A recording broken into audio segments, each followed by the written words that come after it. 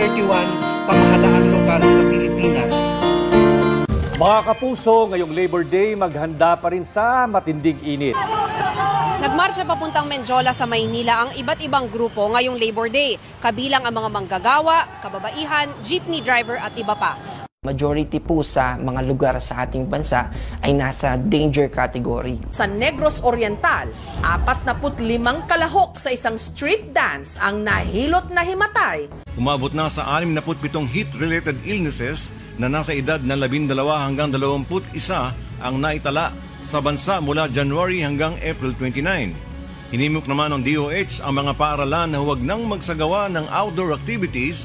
6 na ang namatay. Ang unang lunas para sa ating heat-related illnesses, ilayo dun sa lugar na mainit ang ating pasyente.